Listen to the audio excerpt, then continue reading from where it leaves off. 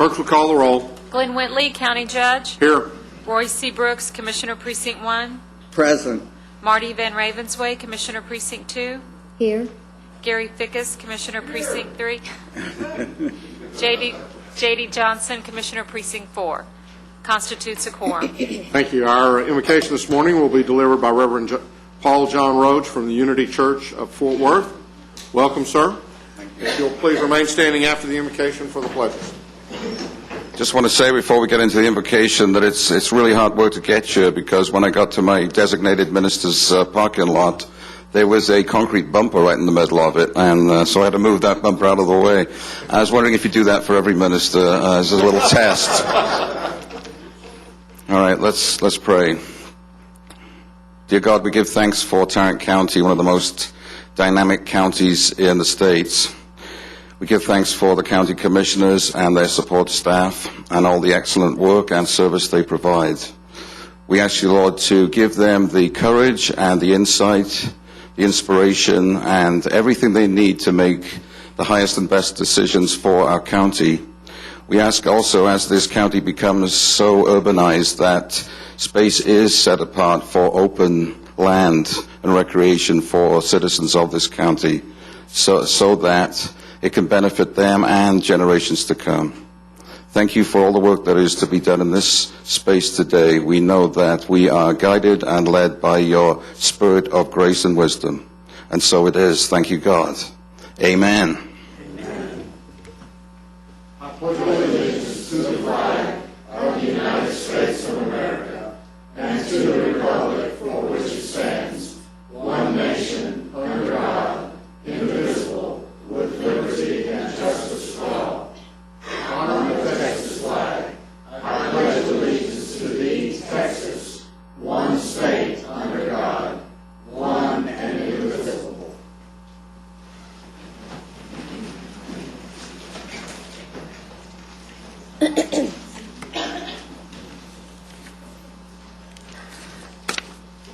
Jay, welcome. Good morning. Good morning. Morning. I have a couple of agenda announcements. Under reports and business, under the administrator's section, item number 1, you have a revised court communication in your folder related to the Series 2008 bond issue.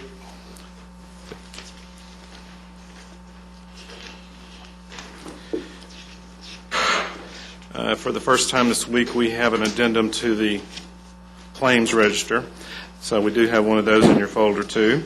And then you also have a yellow piece of paper in your folder that regards the budget issues that Ms. Snyder will be seeking some approval from you to move forward, so we can move forward to the budget approval later on.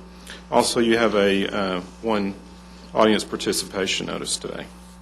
Also, on the briefing, we're not going to be doing anything under the transportation and the bond Okay. briefing.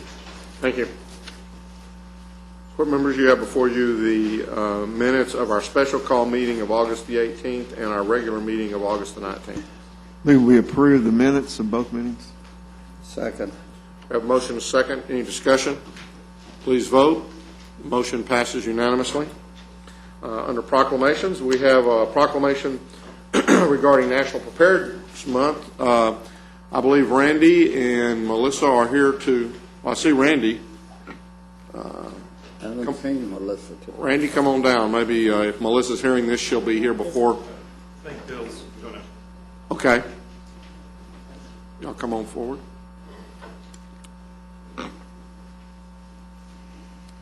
It's National Preparedness Month, whereas National Preparedness Month is a nationwide coordinated effort held each September to encourage Americans to take simple steps to prepare for emergencies in their homes, businesses, and schools, and whereas an individual's and family's capacity to reduce the impact on life and property due to natural or man-caused life-threatening events and other large-scale disasters continues to be a national priority, and whereas education, general awareness, and concern are at the core of any preparedness and prevention program, whereas preparedness and risk reduction planning will be a national priority during the month of September, and whereas the Tarrant County Office of Emergency Management continually works to inform and educate residents, emphasizing the importance of individual family preparedness, and serves as a National Preparedness 2008 Coalition member through the United States Department of Homeland Security. Now, therefore, be it resolved that we, the Commissioners Court of Tarrant County, in official recognition of this nationwide event, do hereby proclaim September as National Preparedness Month throughout this county. In witness whereof, we have heretofore set our hands and caused the seal of Tarrant County to be affixed this 26th day of August 2008. I will move its approval. Second. Motion and a second. Any discussion? Please vote. Motion passes unanimously. And I don't have a plaque, so hopefully we have one in the office. And Congratulations, Randy. thank you, Randy.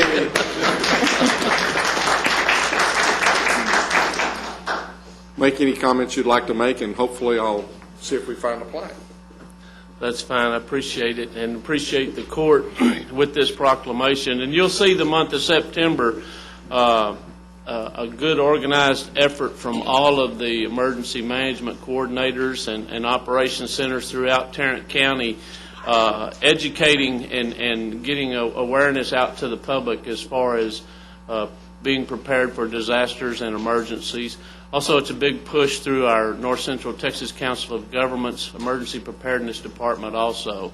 And I think you'll see things in the paper. You'll see some PSAs or hear some PSAs on the radio. And it's a time for us to let the public know that we are concerned about them and that we do have plans, we do have material available for them to know how to react to different types of disasters. And we appreciate it. Thank you very much, Randy, for all your work. I think Melissa's the one that got off with the plaque.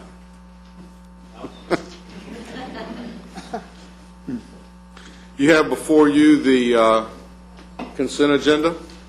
Move for approval. Second. We have a motion and a second for the consent agenda. Any discussion?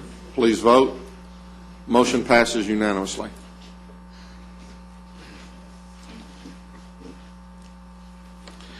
Today we will be asking the court to conduct two public hearings regarding the 2008 tax rate.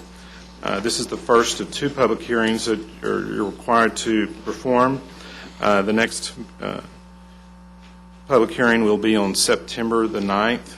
We'll ask that the clerk note that it was announced that meeting will occur and that on September 16th, 2008, at 10 a.m. in this building, that the court will take a vote on the final tax rate. This is a result of your record vote that you took on August the 12th, and there's no action required today. This first public hearing regards the Tarrant County government tax rate. This is a public hearing. I'll open the public hearing at this time. Is there anyone who wishes to speak regarding this issue? There appearing none, then I will close the public hearing. And again, no action taken at this time. Our next public hearing is the same process. It's regarding the Tarrant County Hospital District. We also ask the clerk to put in the record that the vote on the tax rate will be on September 16th, 2008, at 10 a.m. at this location. Again, this is a public hearing, and I will open the public hearing at this time. Is there anyone who wishes to speak regarding this issue? None appearing, then I will close the public hearing. That's GK calling. We'll make sure we got that. He called me this morning and said he was sitting on top of a mountain with a cup of coffee, and he wasn't going. He'd talk to me tomorrow. He's obviously not in Texas, so where is he? He's in the hill country, so it's probably not really a mountain. It's probably more like a bump. Next time he calls, say they call it the hill country for a reason. Okay, you're up. Our first item under the Administrator's section is to consider the adoption of an order authorizing issuance of Tarrant County, Texas Limited Tax Bond Series 2008. specifying the terms and features of the said bonds, levying a continuing direct annual ad valorem tax for the payment of the said bonds, and resolve other matters incident and related to the issuance, sale, payment, and delivery of said bonds, including the approval and execution of a purchase contract and approval and distribution of an official statement. David Metnich is here from First Southwest Company to tell you the results of the bond process.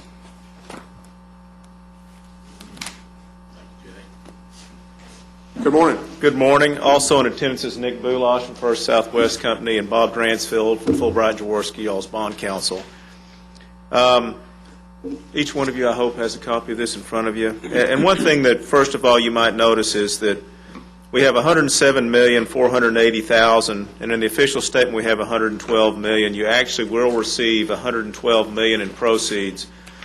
The purchasers of the bonds bid a premium of $5.4 million, and what that covered, it gives you the $112 million, but what it also does is pay the cost of issuance and any costs associated with it, so you get the full $112 million of voted authorization that goes to projects, which is a great thing.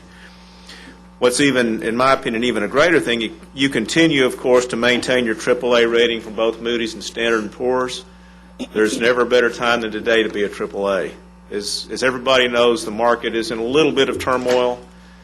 It ain't dead yet, but it's a tough market, and when there's a flight to quality, and you definitely are quality. In the rating meetings, behind tab number 1 is a description of both the ratings from Moody's and Standard & Poor's. There was never any question as to whether you would maintain your AAA rating. GK asked what was the next step above it. And they may create something for you because you've been at AAA for a while and you compare very favorably to everybody. So we're very pleased with that, as you should be very pleased and very proud of it. Behind tab number 2 is a result of the sale. The true interest cost on it was a 4.363%, which we were very happy with. And we think you should be too. It's just like the bonds you've sold in the past. It's a 20-year obligation, level debt service. We're not pushing debt payments off. It's payable the same amount every year. Behind tab number 3, to give you an idea of how good this sale is that going back to 2001, you see what your historical sales have been. Even last year and the year before in stronger markets, you had a 475 and a 438, and now you have a 436. So I think that shows you how strong that your bonds were reflected in how they sold. And then behind tab number 4, that is the document that's used to sell the bonds. The purchasers of the bonds were J.P. Morgan, Siebert Bradford Shank and Company, Estrada Hinojosa, and Morgan Keegan and Company. We have a good faith check in our possession from them. We have a purchase contract. It is our recommendation that you award the bonds to the group led by J.P. Morgan. And I'd be happy to answer any questions, and I'm sure Mr. Dransfield would be happy to answer any questions regarding any of the legal issues of it. Any questions? Did I understand you said it's a $5 million fee? No, sir. It was a premium. They bid a premium. It made the bonds a little bit more marketable. Okay. And what it also does, it allows you to recover the cost of issuance, so it doesn't come out of the proceeds of the issue. You get the full 112 for the voted authorization. So what is the proper motion? To approve, thank you, Jay. To approve the issuance of the debt? Yes, to approve the order, the issuance of the debt, and then approve the official statement and all the sundry documents. It includes all of that. We have a motion and a second. Any discussion? Please vote. Motion passes unanimously. Thank you. Last week you were briefed on the Tarrant County 911 Assistance District's proposed budget, and we'd ask for your approval of that budget. Move approval. Second. We have a motion and a second. Any discussion? Please vote. Motion passes unanimously. Our next item is a memorandum of agreement between Tarrant County and Tarrant County Access and the Tarrant County Homeless Coalition for the purpose of receiving homeless management information services regarding access, the access program. Move approval. I'll second. We have a motion and a second. Any discussion? Please vote. Motion passes unanimously. Our next item is approval of interim funding regarding the continuation of two programs receiving Victims of Crime Act funds. The two programs are the DA's Protective Order Unit and the Sheriff's Victim Assistance Program.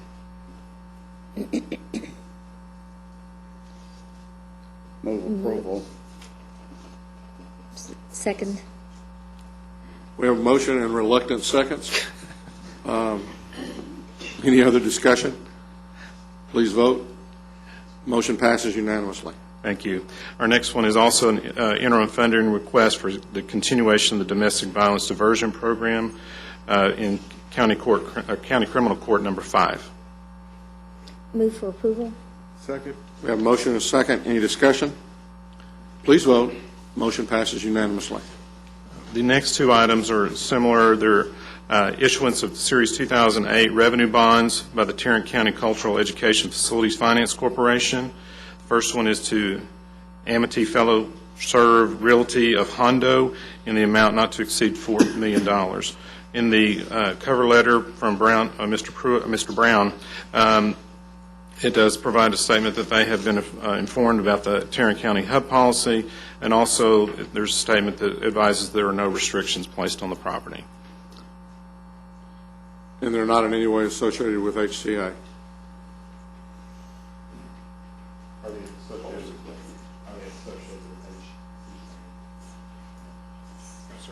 Okay.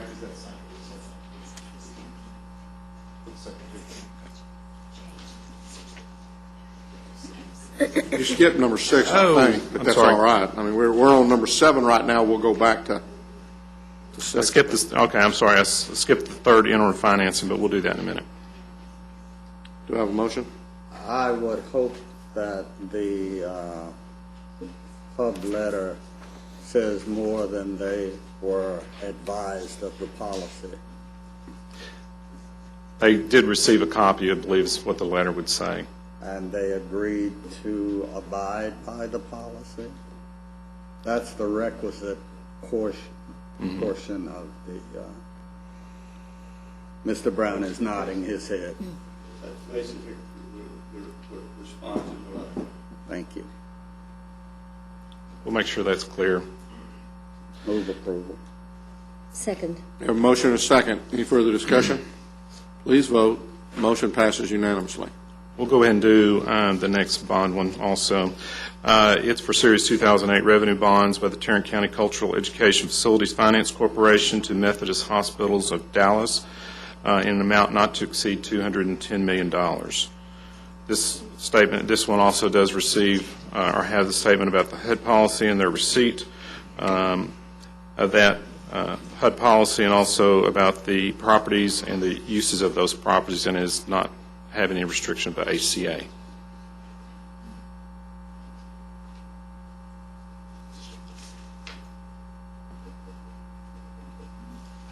Move approval. Second. We have a motion and a second. Y'all are a little laid back today here. Any other discussion? Please vote. Motion passes unanimously. Okay, let's go back to item number 6 that I missed. It's also interim funding for the continuation of the Juvenile Services Breaking the Cycle of Violence program. Move approval.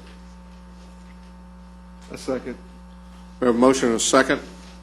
Any further discussion? Please vote. Motion passes unanimously. Thank you. In looking back at my notes, hold on, mister. I would note that it states very clearly on here that there is no plaque, but I didn't bother to read to the last sentence of the deal. And I also note that Ms. Patterson has arrived. Was there any comments that you would like to make? Since you gave us little gifts this morning, I guess I ought to make sure that we give you a chance to come up and say a few words too. Good morning. Good morning. Good morning, Melissa. I'm sorry about that. The news people decided to call the same time you guys did. I I figured we would tell the whole public. So you just keep digging that hole. Just keep digging that hole. Well, I brought my rubber boots and my shovel with me, so I might as well keep going. On your desk, you see the program Know What to Do that was mentioned last year. As you can see at the bottom of them, we now have the Tarrant County logo for emergency management. Those programs are going to be extended this next year with grant funds to include programs specifically for children in schools, and we'll be presenting those. But throughout the month of September, you'll be getting notices that there are events going on throughout the county, from fire, police, EMS, to talk to the public about preparedness issues. There's also the video there.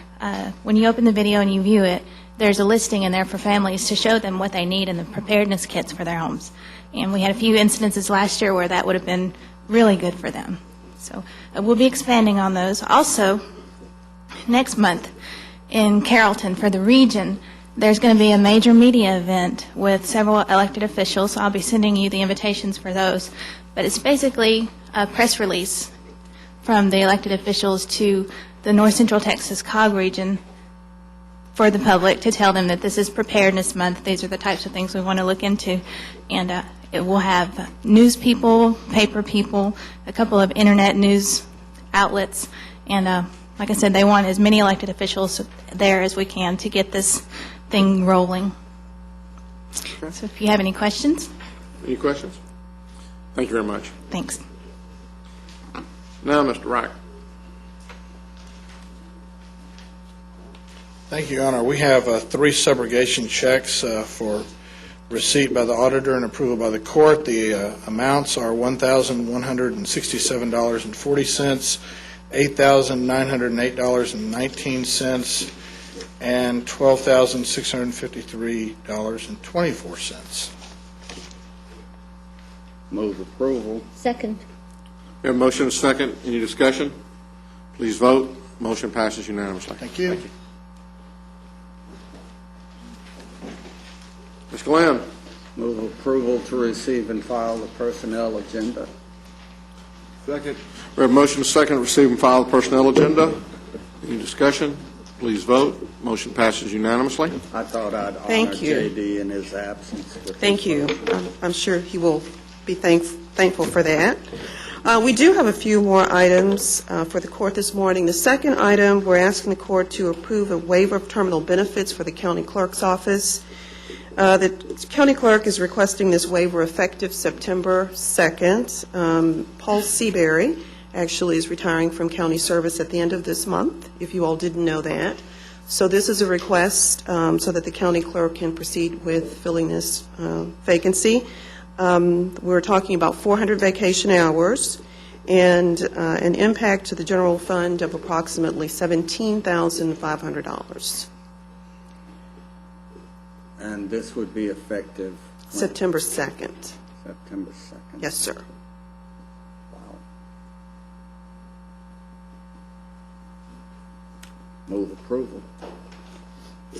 Second. We have a motion and a second. Any discussion?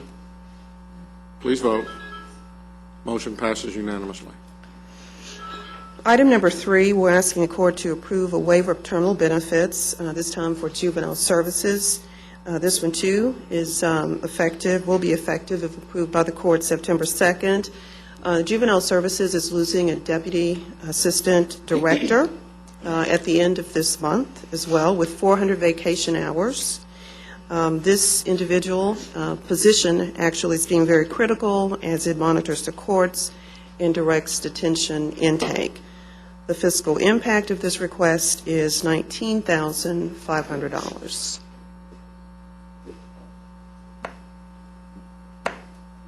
Move to approve. Second. We have a motion and a second. Any discussion? Please vote. Motion passes unanimously. Our fourth item, we're asking the court to approve the job evaluation committee appointment of Jeff Nicholson. He'll be Suzanne's representative. Move approval. Second. We have a motion and a second. Any discussion? Please vote. Motion passes unanimously. Our fifth and final item, we're here to discuss some proposed changes to our tuition reimbursement policy. The Commission may recall that we've been before you actually a couple of times, I think, this year, asking for additional funding for the tuition reimbursement program. When we were here the last time, the court did approve some additional funding. We're appreciative of that. Just want you to know, I heard from several of our employees who participate in this program. They're very grateful for the court's continued support. What we want to, again, discuss with you today are some proposed changes. We're hopeful that these changes might help us to manage our program costs a bit. As we've talked about before, tuition, of course, continues to increase. I think the last time that I was here, I provided the commissioners with a copy of an article from the local paper that addressed some of the significant increases that we've seen in tuition costs. I think I also told the court when I was here the last time that we've continued to see enrollment increase.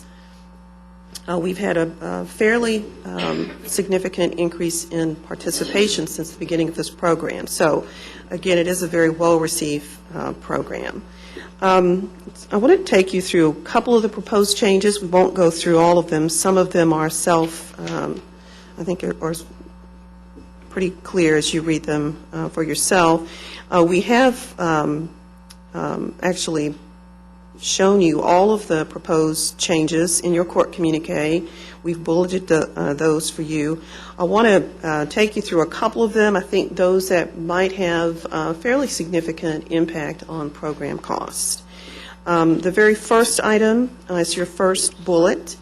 And here what we're proposing is that we cap reimbursement at 2 courses per term. Now, for most colleges, universities, institutions, there are 4 terms throughout the course of a year. Not all, but most. And so what that could mean for some is that we would actually cap reimbursement at 8 classes for a fiscal year. The impact of that, we've looked at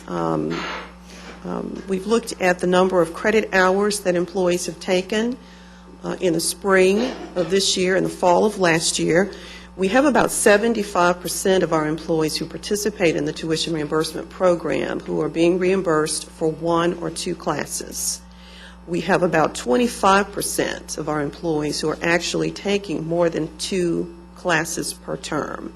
So we have about 25% of our employees who participate who are actually taking and being reimbursed for more than the 2 courses.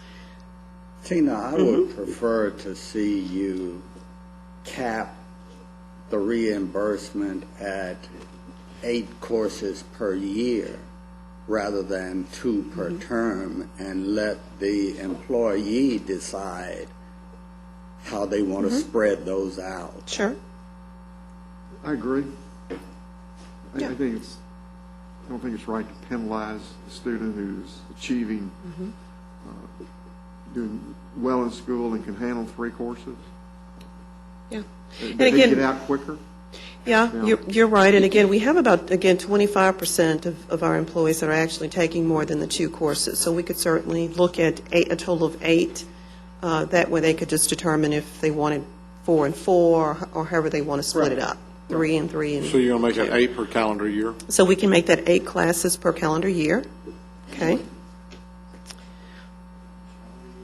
There's a significant time difference in I would say calendar, because you're going to find yourself in, taking three during the fall, spring, and 2, 1 each semester in summer, because there's obviously a huge time commitment difference between going to a 6-week or 5-week course in the summer versus 18 weeks or whatever it works out in the winter. I think probably a calendar year would work better because, again, most, and certainly, different institutions have different start time and end times, and so it's not going to be perfect. But I think we could probably catch most of our employees if we capped it on the calendar year as opposed to fiscal year. I don't have a problem with that. You're talking about January 1 to December 31? 31st. Yes. The second proposed change, this one I think is going to have minimal impact, and so the court can decide whether you're interested or not. We've had some discussion before about advanced degrees, and by advanced degrees, we've talked about doctoral degrees. I think we've had some discussion about law degrees. Currently, we do provide reimbursement for those courses, of course, according to current criteria as outlined in the policy. I believe this will have minimal impact if a court has interest. At any given time, we may have one or two doctoral students who are actually enrolled. I think when we've looked over the past year, we may have a total of two. So, but we have talked about prohibiting reimbursement for doctoral work unless it was tied to a specific position here at the county. And we do have some positions in public health, maybe in the ME's office, where PhDs are required. So that's one for the court's consideration and discussion. But Tina, I don't think you accomplished that with the way this is worded. I don't think it's very artfully drafted. It says that courses leading to completion of a doctoral degree will not be approved for reimbursement unless that degree or coursework is required by a specific job within the Tarrant County organizational structure. That, to me, says that if we have a job anywhere that requires a doctoral degree, then any employee anywhere can get reimbursed for taking courses toward a doctoral degree. That's not a limitation of any kind. It would limit I agree with what you're saying. I think it would limit the type of doctoral degree you could get. You would have to be going for a doctoral degree that was required, say, in public health. You couldn't be getting a doctoral degree in accounting. It doesn't say that. Well, we can certainly... It says that as long as there is a doctoral degree requirement on any job in the county, then you can get reimbursed for taking a doctoral level course. Unless that degree or coursework is required by a specific job. So if there's not a specific job that requires an accounting doctoral But degree. there... And again, there are. They're not many. And I think we're trying to get at what you're saying. And if we need to tweak the wording some, we can do that. But that's exactly what we're trying to get at. We're trying to limit the reimbursement, pardon me, only to those positions within the county family that actually have that requirement. So we can certainly tweak that wording. The next, I think, fairly significant change is if you'll go down to your fourth bullet, where we talk about trying to establish an estimate for tuition at UT in Arlington.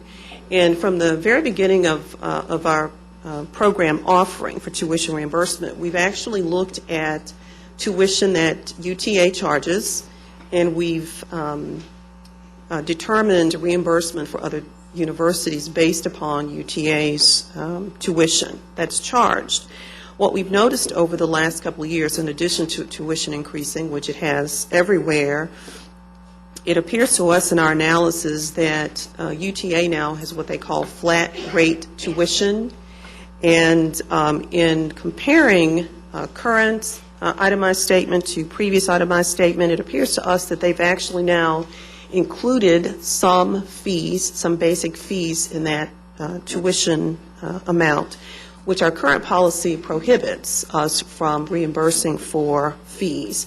So what we're simply suggesting with this change is that we actually be allowed to include language in the policy that would allow us to estimate what we believe the tuition would be. In other words, extract from that flat rate tuition an estimate for just the tuition and then reimburse based upon that amount. So there's just some proposed language on page 4 that would permit us to do that. And then the final change that I'll talk about is the very next bullet. We talked about this at our last meeting, is actually reimbursing based upon the grade that the employee earns. And if you will look on page 4 of your policy, it's item 8B. And what we're proposing with this language is that with regard to reimbursement, students who earn A's will receive 100% reimbursement. A B would provide 80% reimbursement. A C would provide 70% reimbursement at the undergraduate level. At the graduate level, a C would not provide for any reimbursement. And we've talked about that and actually see that in other tuition reimbursement policies. So those are the primary ones. Again, there are some other changes outlined there for you. Some are just basically to clarify what our practice has been. And again, we can discuss those further. If you want to discuss those, we'll certainly go back and make some of the language changes that we've talked about today. I think you're on the right track. Okay. What was the reasoning behind not giving a reimbursement for graduate level course for a C? Typically, in In graduate graduate school, you don't programs, get credit. you have to, It has to be an A or a B in a graduate. typically They don't, don't accept you A's don't for typically get graduate. credit for a C, your graduate work. A C is like failing a graduate. Right. It's not good. I knew there was a reason why I didn't take any graduate courses. It's not good. So if you believe we're on the right track, then what we'll do is we'll go back, we'll make some of the changes that we've talked about today. We'll bring these back. One last thing, when we do come back, if the court approves the changes when we're back the next time, we would ask that the court consider making these changes retroactive to August 1st. We do have students who are enrolled for the fall, who've been enrolled since early August, and so we'd like to have these changes be in effect for those of us in class this fall. What have we estimated for a budget on this? I think we asked for $175,000, which And is... we're not reimbursing any books at all? No, sir. No, we never have. Do we reimburse any fees? No, ma'am. Strictly tuition? Just tuition. See, I'm convinced that books are where they're now making their money. I got a text message from my son yesterday, $897 for books. Yikes. Yeah, For books, they're expensive. 5 classes. Okay. Yeah, bookstores. And they'll change all of are the them next worst. year Right, so that they won't buy them back at the bookstore. Gets fine value. You can for- find some pretty good deals online with some of the used textbooks. That's what my If you're esteemed lucky. colleague informed me of, as I was paying way too much for my textbooks. But you can find some pretty good deals with used textbooks. Anyway, we'll be back next week. Okay. Thank you. Not next week, Yeah, we're, the week after. Could you tell me, I'm sorry, I didn't ask you, but what is the total amount we've paid out for this year? Or, budgeted $150,000. and you came back? And we came back with additional money, and what the court authorizes that you can actually reimburse it 100% of tuition. So I don't know, Mary, do we have a outline at this point? We've actually been a little bit over 150,000.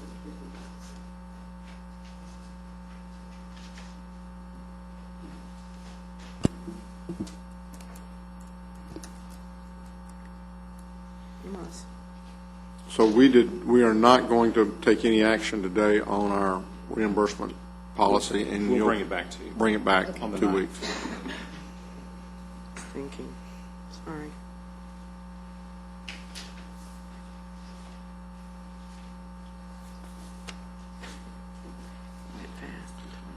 Mr. Beecham, why don't you come on down while Ms. Schneider is looking to see It's how much. thinking. It's thinking. Slowly. Was Jack getting lazy on us back here? Is he getting near retirement? Is he getting?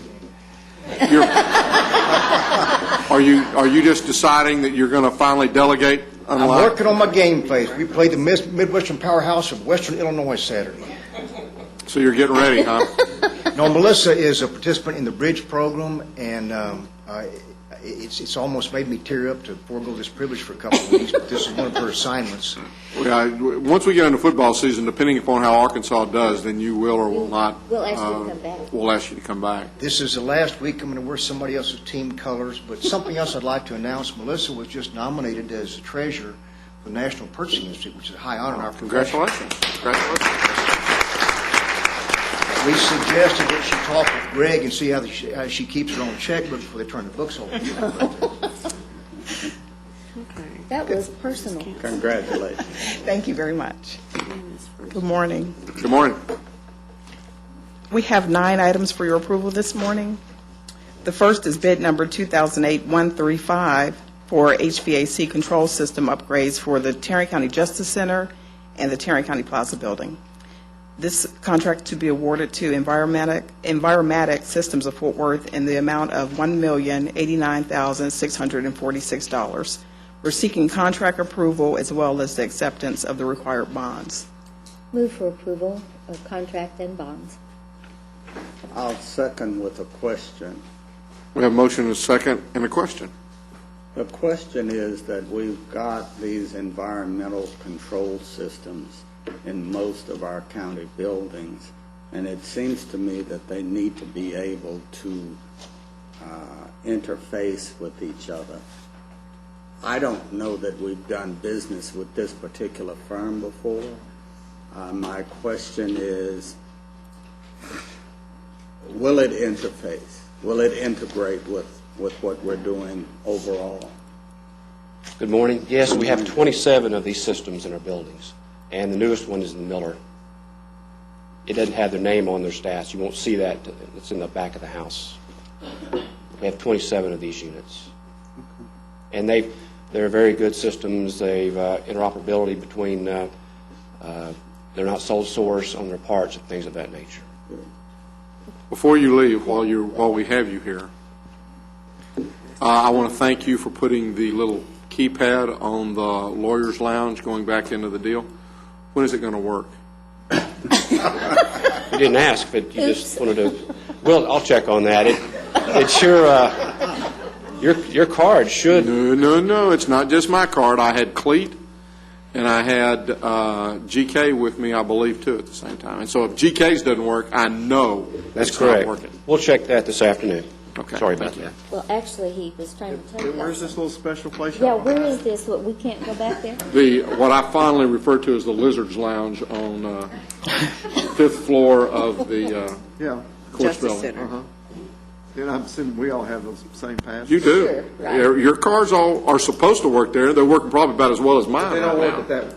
Yeah. Okay. The Lizard Lounge. Alyssa. Yes, sir. We have a motion and we have a second, and I think we had the question, and so now we're ready to vote. And the vote is unanimous. Our second item is bid number 2008-142, which is our annual contract for inmate hygiene supplies to be awarded on a per-unit price basis to the primary and secondary vendors listed in your court communique. Move for approval. Second. We have a motion and a second. Are these items paid for out of our commissary fund? Do you know? Okay. Any other discussion? Please vote. Motion passes unanimously. Our third item is bid number 2008-172, which is our annual contract for reinforced concrete pipe to be awarded to Hanson Pipe and Precast on a per-unit price basis. Move for approval. Second. We have a motion and a second. Any further discussion? Please vote. Motion passes unanimously. Our fourth item is bid number 2008-168, which is our annual contract for rental of bobtail trucks to be awarded on a per-unit price basis per section to the primary and secondary vendors listed in your court communique. Move approval. Second. We have a motion and a second. Any further discussion? Please vote. Motion passes unanimously.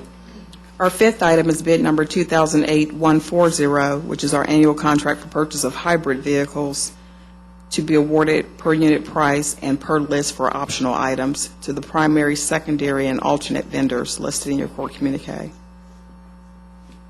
Move for approval.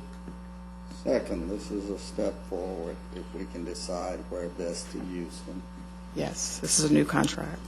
We have a motion and a second. Any further discussion? Please vote. Motion passes unanimously. Our sixth item is bid number 2008-160, which is our annual contract for purchase of compact sedans to be awarded per unit price and per list price for optional items to the primary, secondary, and alternate vendors listed in your court communique. Move for approval. Second. A motion and a second. Any discussion? Do we know where the compact sedans will be used, or is that decided at this point? We don't know yet. It's fine. We don't know yet. Something that we did, I think we mentioned that during the budget sessions, and I want to pay tribute to Tim Jones back there. Stand up, Tim. Both these bids are huge. Right. We will make these available to all the people in our cooperative process, and anybody of which there are now close to 300 will be able to purchase those vehicles. There's nothing like this in the state of Texas. As I understand, these will be decided when you determine the final budget, but every hybrid vehicle and compact sedan known to mankind, we produce specs for it, so we have many choices to make, and should give us some pretty good cost savings for future purchases. Well, can you keep us surprised as there are purchases made during the year, and any feedback that you get, so we have some idea how this goes through the year?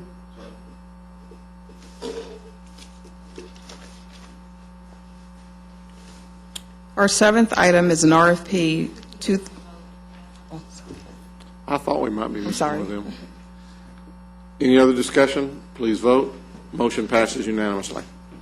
Our seventh item is RFP number 2008-141 for psychological, psychiatric, and psychosexual evaluations, polygraph services, multifamily group therapy, and interpreting services for deaf and hearing impaired. We're asking for a partial award on the multifamily group therapy and interpreting services for the deaf and hearing impaired, and recommend rejection of the proposals for the first and second portions and reissue the first and second portions. Move for approval with those recommendations. Second. We have a motion and a second. Any discussion? Please vote. Motion passes unanimously. The eighth item is RFP number 2008-148 for substance abuse treatment services for treatment alternative to incarceration program.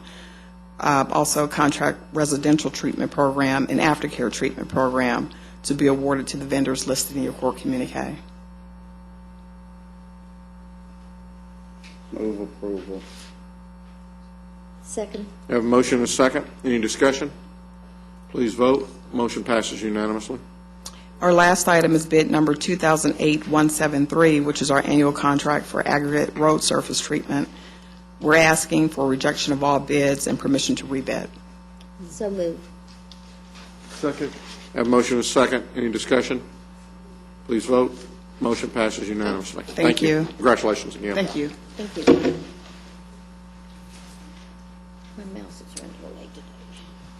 Ms. Green, doesn't look like Ms. Lamb's getting up, so I'm assuming you're coming forward. Good morning, Your Honor. Good morning. We're requesting the Commissioners Court to approve the resolution in order declaring public necessity for a public project known as Twilight Trail Cul-de-sac, approve the preliminary plans, and authorize acquisition and payment of compensation for right-of-way. Hallelujah. Move approval. Second. We have a motion and a second. Any discussion? Please vote. Motion passes unanimously. Thank you. Ms. Lamb, on the transportation side, with regards to the hybrid vehicles, and as we move forward into that this year, I would like for us to bring forward as we purchase hybrids, and if there are instances, I hope that your area will look into those opportunities where we could be buying hybrids and making sure that we're encouraging everyone to buy those when possible.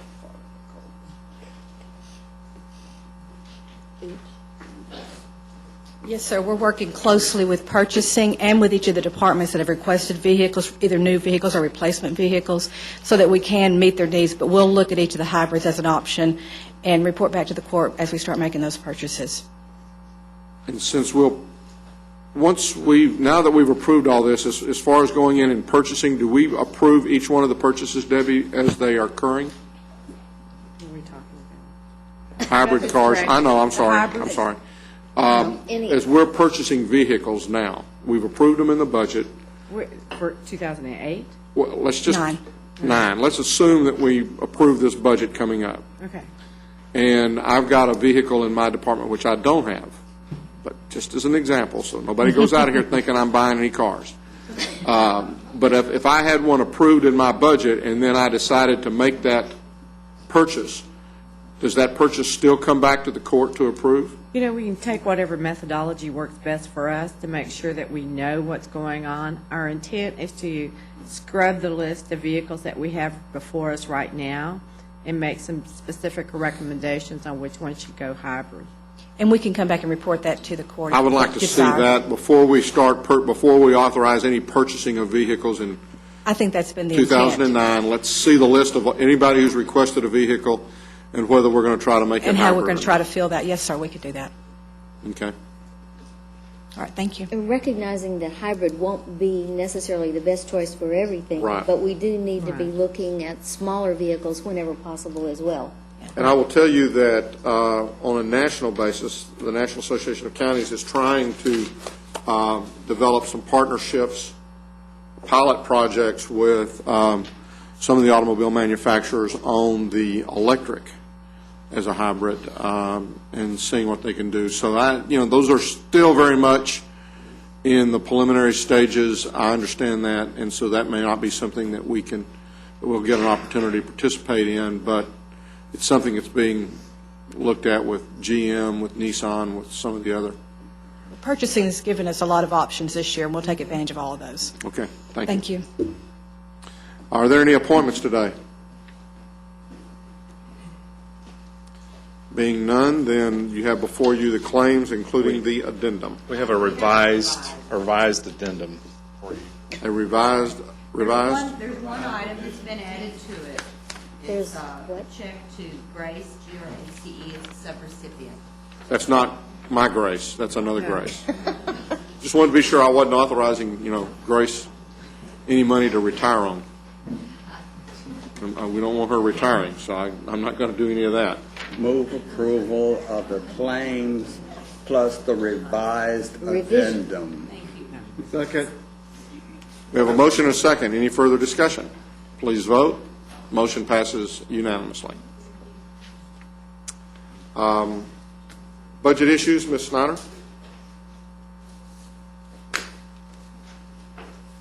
We presented in your folders, it's a yellow piece of paper, and if you could take action on these items, it'll allow us to wrap up some issues in the Road and Bridge Fund.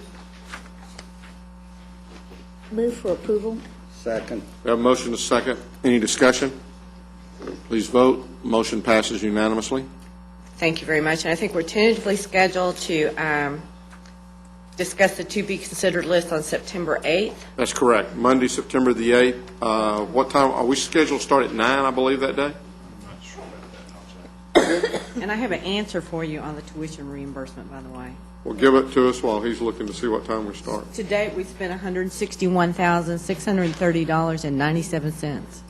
Okay, so it's anticipated then that the $175,000 will probably be about the same level of reimbursement? I mean, the $175,000 with the addition, with the changes to the policy, I think we're comfortable that we'll be able to stay within our budget for FY09, which is $175. 9 o'clock start time? 9 o'clock. Anything else at this time? No. We have an audience participation. Suzette Watkins, please come forward. And if you would, please state your name and your address so that we can get that into the record. Yes, sir. Suzette Watkins, 1801 Bomar, Fort Worth, 76103. I am here today to talk about MHMR. It may help if I understand how this works, but to my understanding, you all allocate the funds to MHMR, and I don't know if you have anything to do with how those are spent or managed. But this past April, we had a mentally ill lady out on East Lancaster that, in a lot of our opinions, needed help. I mean, if you're rolled up in a fetal position and you stay that way 24 hours a day, that's need for help, in our opinion. And I would go up and try to talk to the lady. She was obviously mentally ill. We had a crisis number that was given to us, and some of the business owners out there, we called it, and the crisis hotline here says the program provides mental health emergency support 24 hours a day, 365 days a year. The staff provides support and help connect callers to emergency services if needed.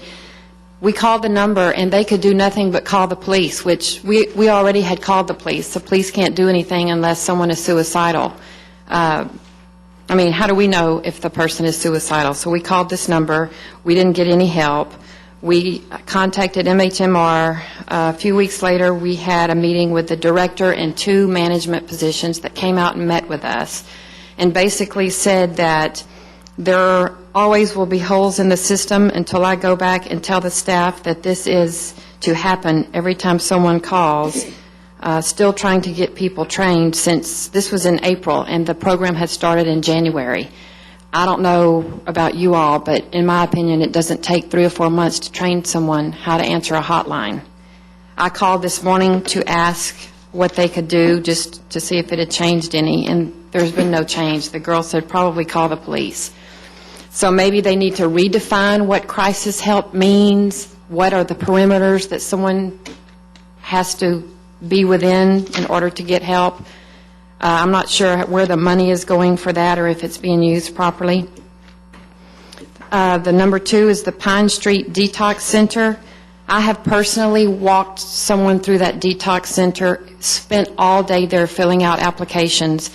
That person spent 4 days and was released to the streets. And just the other day, that same person who is hooked up with the city program Housing First went through detox. Evidently, this Pine Street MHMR facility was supposed to let someone at Fort Worth Housing know when this person was going to be released so that they could get her into the proper program. And that did not happen. So this person was released back to the streets.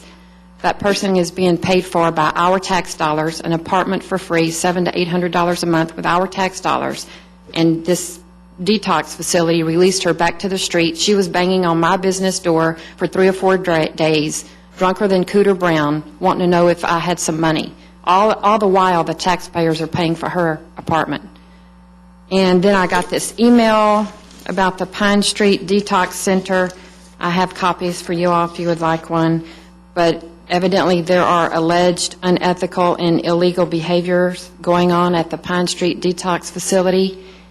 And I would please urge you all to investigate this and see if you can do something about maybe more monitoring of the employees of MHMR. I don't know if you're in the position to do that. And also, how do we as citizens find out where the money is going that's allocated to MHMR, and where do we go to find any transparency in the money train of MHMR? Thank you. Thank you, Ms. Walton. Because it is not on the agenda today, and they may have explained this to you, we cannot address the issue without it being posted on our agenda. If you will see Mr. Singleton there, then he can, one, work with you on trying to get some answers for you.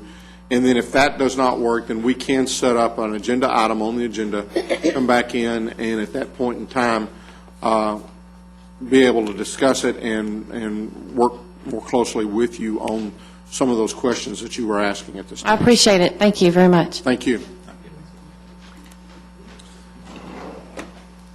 If there's no other business at this point in time, we'll recess the open session and proceed to closed session to discuss items exempted under sections 551.071, 072, 074, 076, and 087 of the Texas Government Code.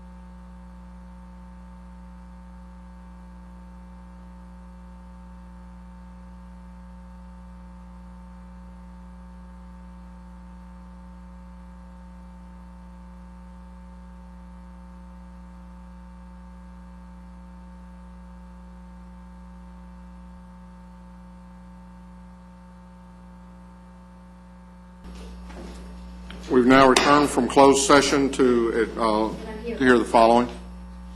Oh, gosh, I can't remember what item.